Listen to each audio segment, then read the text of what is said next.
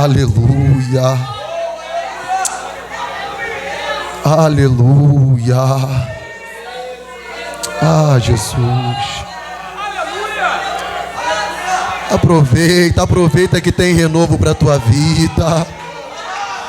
Aproveita que o Consolador já se faz presente nessa casa.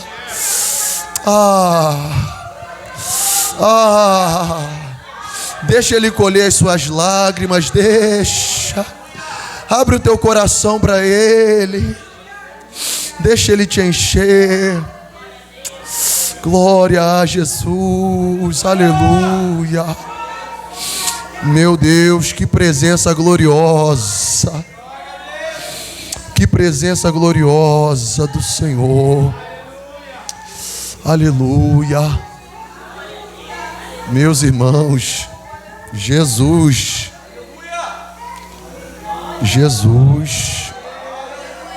o nosso amado está nessa casa. Glória a Jesus. Deus é lindo. Deus é lindo. Deus é lindo. Meu Deus, tem renovo para a tua vida. Tem renovo para a tua vida.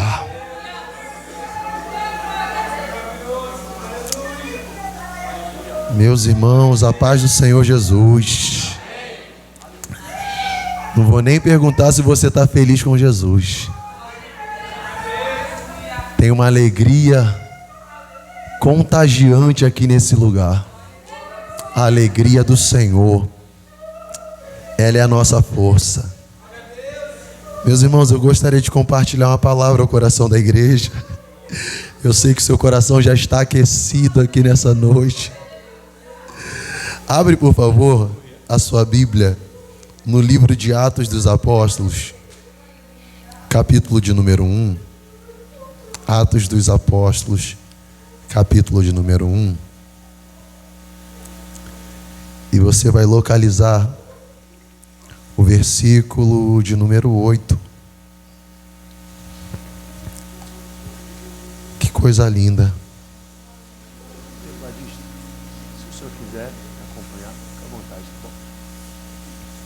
Os irmãos que encontraram podem dizer amém? Amém. É um texto muito conhecido e eu sei que você sabe de cor. Está escrito: mas recebereis a virtude do Espírito Santo e sereis minhas testemunhas, tanto em Jerusalém, como na Judéia, como em Samaria e também nos confins de toda a terra. Podeis assentar, meus irmãos? Deus é bom. Nós já fomos apresentados. Me sinto muito honrado, minha gratidão a Deus pelo privilégio de estar aqui com os irmãos neste culto. Meus irmãos, eu confesso que já há muito tempo nós estávamos desejosos de estar aqui e sempre via pelos vídeos. O presbítero Rafael sempre mandava uma parte, eu via ele postando e eu falava: um dia a gente vai dar um glória lá no cantão. E chegou o dia e, gente, Deus sempre faz muito mais do que aquilo que nós pensamos, né? E esse culto, pode ter certeza, já está marcado no céu. Tá gostoso esse lugar, eu já chorei, já senti a presença de Deus. Já vi Deus falar e operar aqui no nosso meio. E eu tenho uma palavra simples para aplicar ao seu coração. Você gostaria de ouvir? Você pode dizer amém? Amém. Vamos lá, meus irmãos. Gratidão a Deus. Pastor Rafael, todos os obreiros, me sinto honradíssimo. Meus amigos que estão me acompanhando. Meus irmãos, quando nós lemos o livro de Atos dos Apóstolos, nós aprendemos que o escritor desse livro é alguém conhecido como o Dr. Lucas. Dr. Lucas é alguém que teve certa intimidade com o apóstolo Paulo. Ele ouviu, aprendeu algumas coisas com o apóstolo Paulo e teve interesse de conhecer a história de Jesus. Dr. Lucas, ele é médico, historiador, ele é alguém interessado pela história de Jesus, e ele vai nos relatar aqui, meus irmãos, 2 livros. Ele escreve tanto o livro de Atos dos Apóstolos, como também escreve o Evangelho que Lucas escreveu acerca da vida de Jesus. Então ele tem um propósito justamente para escrever esses 2 livros. Quando nós vamos e entramos nessa história, para nós andarmos aqui um pouquinho, nós vemos que Lucas, ao escrever esses 2 livros, ele queria passar 2 estágios, 2 momentos, 2 coisas que estavam acontecendo. Quando ele escreve o Evangelho, o desejo de Lucas é apresentar Jesus. E quando ele apresenta Jesus, ele não apresenta Jesus simplesmente por apresentar. Ele apresenta Jesus como o homem perfeito, como aquele que, se nós procurássemos qualquer mancha, qualquer falha, qualquer defeito, nós não encontraríamos nele. Então, quando ele começa escrevendo o Evangelho que Lucas escreve, ele vai justamente apresentar Jesus, e primeiramente é para Teófilo. Teófilo, ele recebe essa carta aqui, esse Evangelho, e ele vem justamente apresentando Jesus e mostrando: Jesus é o homem perfeito. Jesus é o homem perfeito. Se nós procurássemos, meus irmãos, alguém como Jesus, nós não conseguiríamos encontrar. Então é justamente com essa perspectiva que Lucas escreve, porque ele mostra que Jesus aqui, ele é Deus, ele é o Filho do homem. E pense, gente, Jesus como Filho do homem, Lucas apresenta ele descendo. E quando ele vem, gente, aqui na terra, tudo que acontece na vida de Jesus é através da ação do Espírito Santo. Perceba, antes de Jesus nascer, o anjo visita Maria e fala que ela vai gerar um filho. Só que Maria estava noiva, mas não era casada ainda. Então ela fala: peraí, eu não conheço o varão. Esse conhecer aqui é de relação. Ela não poderia ter relação com José, porque eles ainda não haviam casado, eles estavam noivos. Então ela fala: peraí, eu não posso ter relação com José porque eu não estou casada. Como que isso vai acontecer? Como que eu vou gerar um filho? Então Gabriel olha para ela e fala: olha, Maria, descerá sobre ti o Espírito Santo, e o poder do Altíssimo te envolverá. E esse santo que vai nascer de você vai herdar o trono de Davi, o seu pai, e o trono dele não vai ter fim. Olha que coisa linda, gente. Então, antes de Jesus nascer, nós já estamos ouvindo o anjo dizer que a concepção de Jesus vai ser através do Espírito Santo.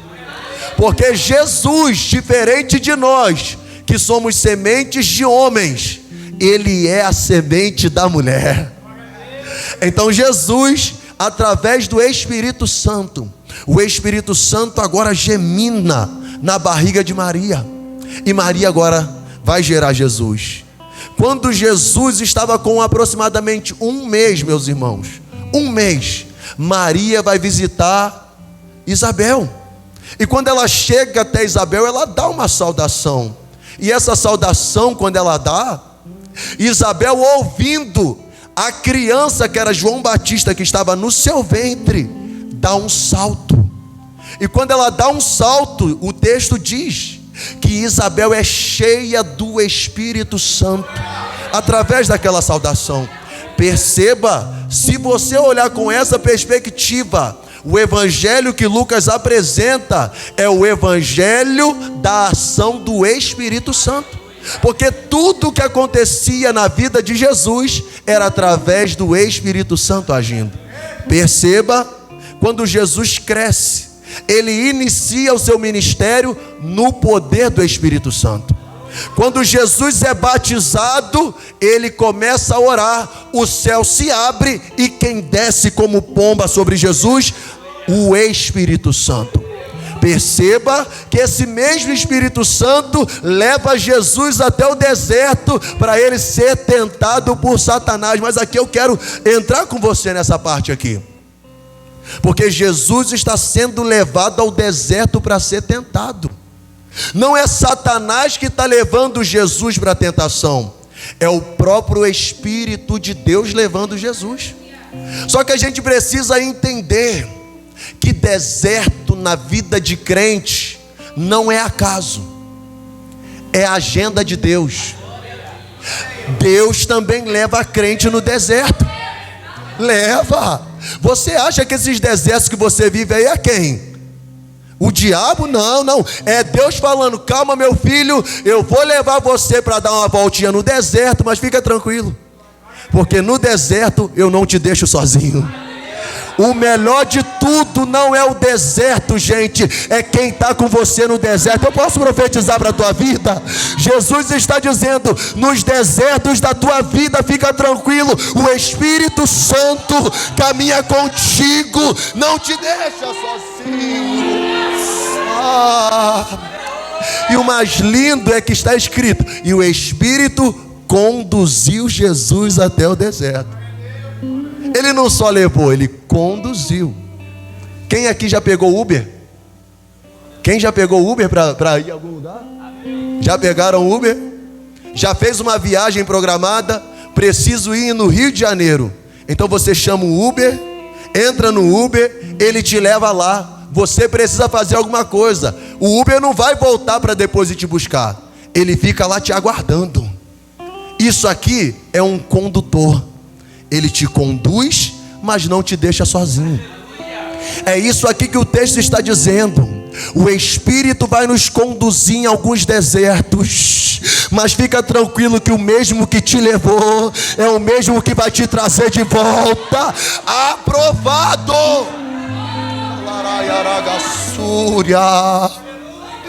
Então perceba que é tudo através da ação do Espírito Santo. Porque agora Jesus volta do deserto cheio de autoridade do Espírito Santo. Aí Jesus agora chega na cidade dele, a cidade natal, Nazaré. E quando ele chega em Nazaré, dá um livro para ele, a oportunidade dele pregar. Aí Jesus pega o livro, é o de Isaías, ele abre lá no capítulo 61 e começa a dizer: o Espírito do Senhor está sobre mim, e ele me ungiu para pregar boas novas aos mansos, me ungiu para libertar aqueles que estão cativos, abrir os olhos daqueles que estão cegos, apregoar o ano aceitável do Senhor e trazer vida para aqueles que estão mortos. Olha que coisa extraordinária. Através da unção do Espírito Santo, Jesus, ele vem como homem perfeito. Só que Jesus como homem perfeito, você está aqui, pode dizer amém? Jesus como homem perfeito, gente, ele poderia muito bem escolher pessoas perfeitas como ele. Poderia ou não poderia, gente? Imagina se Jesus falasse assim: ó, só quero gente perfeita andando do meu lado. Imagine, quem que ataca o Jesus? Só que aí Jesus agora, quando vai iniciar o ministério, ele chama um Pedro, que era um camarada difícil. Se você discordasse dele, ele já tinha um facão, uma espada para cortar a sua orelha. Um Tiago e um João. Lembra do Tiago e João? O apelido deles era Boanerges, que significa filhos do trovão. Porque um dia Jesus queria passar por Samaria, não deixaram Jesus passar. Aí eles falaram assim: Jesus, deixa a gente orar, porque se a gente orar vai cair fogo do céu e vai consumir os samaritanos. Aí Jesus falou: calma, gente, vocês não sabem de que espírito sois. O Filho do Homem não veio destruir a alma dos homens, ele veio para salvá-las. Posso falar uma coisa aqui? Se fosse por outras pessoas, você nem estaria aqui. Se fosse por outras pessoas, você já estaria até fulminado. Mas Jesus falou: eu escolhi você. Independente da sua limitação, eu escolhi você. Eu tenho um projeto na sua vida. O meu Espírito quer entrar em você e trazer transformação para ti. Jesus andava com gente diferente. Era 12 que, se botasse os 12 no mesmo lugar, sabe como é que era o discurso deles? Não era um louvor, não era uma saudação. Como é que eles faziam quando se juntavam? Quem é maior? Eu ou você? Quem é maior? E eles ficavam querendo saber. Aí Jesus chegou para eles e falou assim: ó, quer que eu mostre para vocês quem é o maior? Pegou uma criancinha. Pegou a criancinha e falou: aquele que fizer como uma criança dessa vai ser grande no reino dos céus. Você está aqui comigo? Perceba, Jesus pegou só homem estranho. Tinha um homem lá chamado Tomé. Duvidava de tudo. É isso mesmo? Não acredito. Só acredito vendo. Tinha um lá chamado Simão Zelote. Era rebelde. Gostava de brigar contra o governo. E o melhor de todos, sabe quem era? O Judas. Quando Jesus não estava vendo, tirava dinheiro da bolsa e traía Jesus. Mas Jesus escolheu esses homens, gente. Jesus chamou esses 12. Perceba que no evangelho que Lucas apresenta, Jesus é o homem perfeito que anda com homens imperfeitos. Jesus é o homem perfeito andando com homens imperfeitos. Quiseram até manchar a reputação de Jesus, falando: esse mestre de vocês aí anda com pecadores, anda com meretrizes, anda com publicanos. Que mestre é esse? Que rabino é esse? Aí Jesus falou assim: calma, gente. É porque quem está são não precisa de médico, mas quem está doente precisa. Gente, eu louvo a Deus, sabe por quê? Porque um dia Jesus pegou a gente doente e trouxe saúde para a nossa vida. Eu não sei aonde Jesus encontrou você, mas se tu está aqui dentro, pode ter certeza, Ele pegou você independente do teu estado, mas trouxe você para mudar a tua história.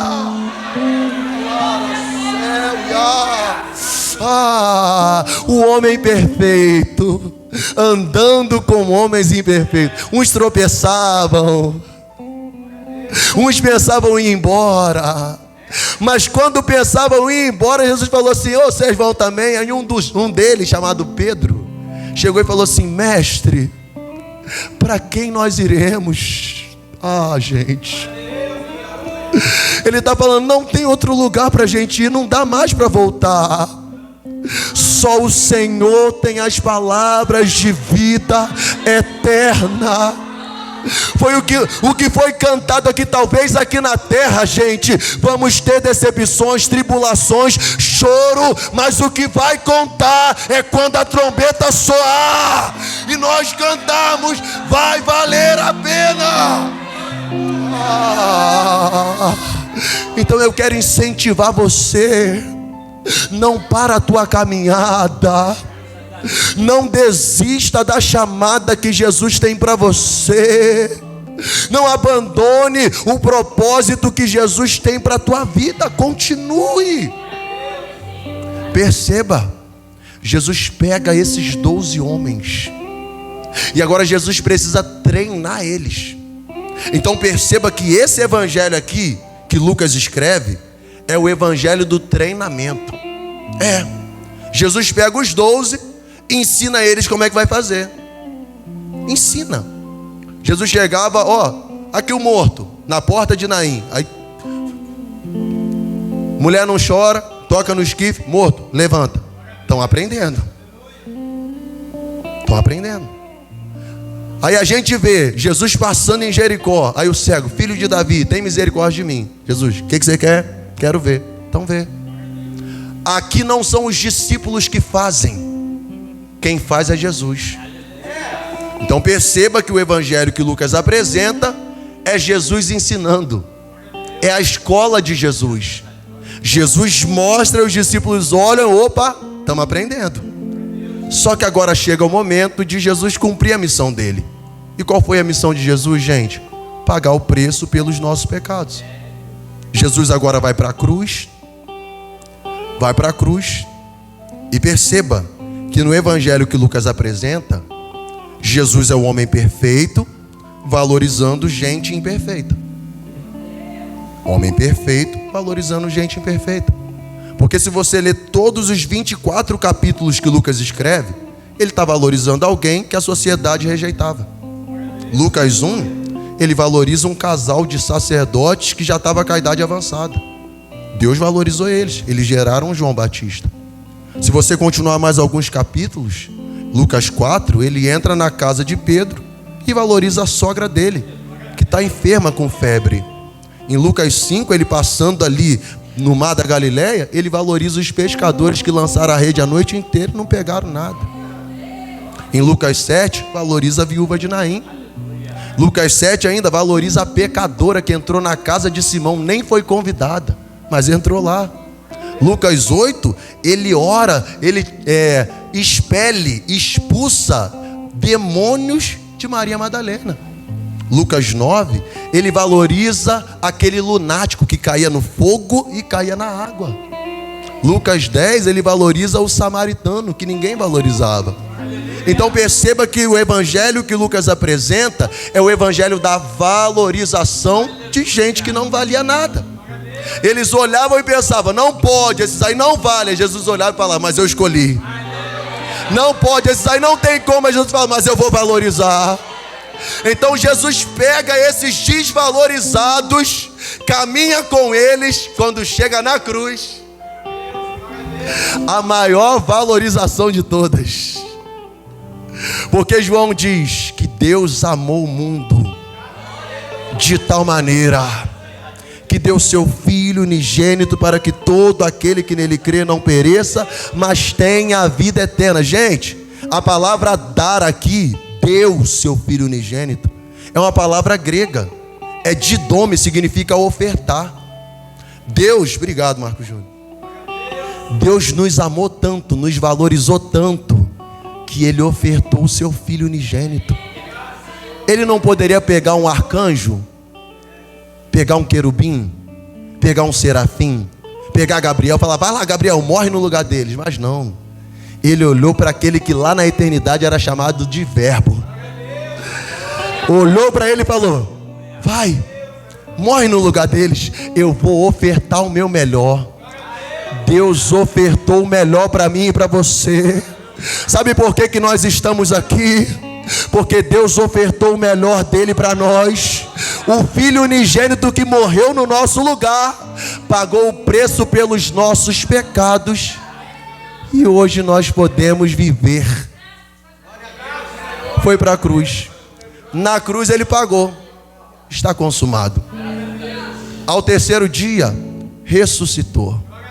Caminhou 40 dias com esses homens. Quando chega ao dia 40, Jesus olha para eles e fala, gente, ficar em Jerusalém, até que do alto vocês sejam revestidos de poder. Então, beleza, é a missão deles. Nós precisamos ficar em Jerusalém. Termina o evangelho que Lucas escreve. Lucas escreveu o evangelho e agora ele começa escrevendo Atos dos Apóstolos. Porque se Lucas era a escola, Lucas era a preparação, Lucas era o ensino para a igreja, o ensino para os discípulos, Atos agora é a prática. Então eles não poderiam colocar em prática sem primeiro ter aquilo que Jesus tinha. Porque o ministério de Jesus, ele desde o início, ele foi traçado pela presença do Espírito Santo.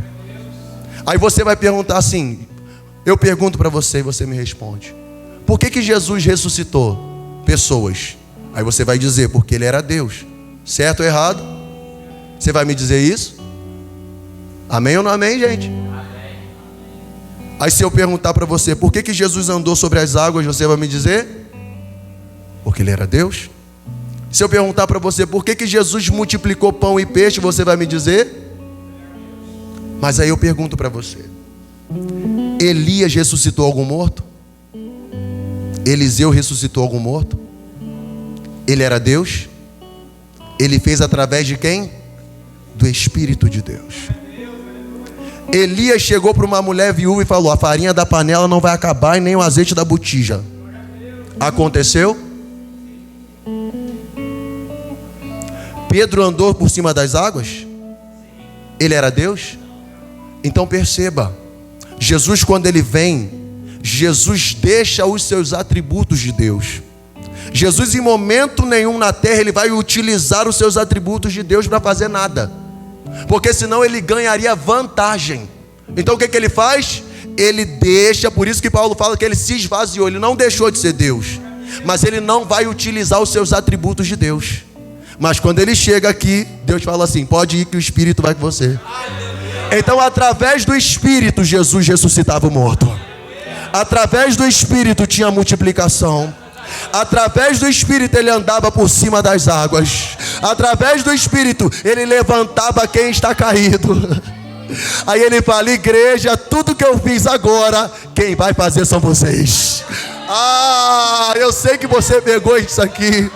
É por isso que ele chama os discípulos e fala assim: gente, vocês vão receber a virtude do Espírito Santo, que vai descer sobre vocês, e vocês vão ser as minhas testemunhas em Jerusalém, Judeia, Samaria, até os confins da terra. O Espírito que estava sobre Jesus está disponível sobre a igreja do Cantão. Espírito Santo, o Espírito que estava sobre o Senhor Jesus. É por isso que quando eu cheguei aqui, estava sendo lido que se cumprindo o dia de Pentecostes, estavam todos reunidos no mesmo lugar, até que veio do céu um som de um vento veemente e impetuoso, que encheu toda aquela casa, e foram vistas sobre a cabeça de todos línguas repartidas como de fogo. Com a permissão do pastor, fica de pé em nome de Jesus. Eu sinto ele aqui no nosso meio. Eu sinto ele aqui no nosso meio. Esse culto aqui não foi marcado em vão. Jesus está dizendo: o Espírito Santo está disponível. Não era só para quem estava lá atrás, é para mim, é para você, é para a igreja. Enquanto a igreja estiver na terra, a presença do Espírito Santo é necessária, porque o Espírito convence do pecado, da justiça e do juízo, e também capacita a igreja. O Espírito hoje pode liberar dom sobre a sua vida. O Espírito hoje pode liberar capacitação para você. Espírito Santo. E eu sinto nosso amigo Espírito Santo passeando no nosso meio. Talvez há muito tempo você não consegue sentir essa presença, essa graça. Quanto tempo você não sente esse toque do Espírito no seu coração? Mas hoje é dia de abrir o teu coração para Ele e deixar Ele te tocar. Calarassória nagasúbria, alaiaragacel e anamanarassai. Existe uma presença liberada sobre a igreja. Você tem permissão para receber aquilo que o Espírito tem para a tua vida. Com a permissão do pastor, você que precisa de um avivamento, você que precisa ser tocado pelo Espírito de Deus, eu queria te convidar a vir aqui na frente. Eu com os obreiros, nós vamos orar por você. Você que precisa de um renovo. Talvez a chama estava quase se apagando. Talvez há muito tempo não sentia. Talvez há muito tempo não ouvia a voz do Espírito Santo falando no seu coração. Mas hoje nós queremos orar por você. Hoje nós queremos apresentar a sua vida. E se você quiser, eu te convido a vir aqui na frente.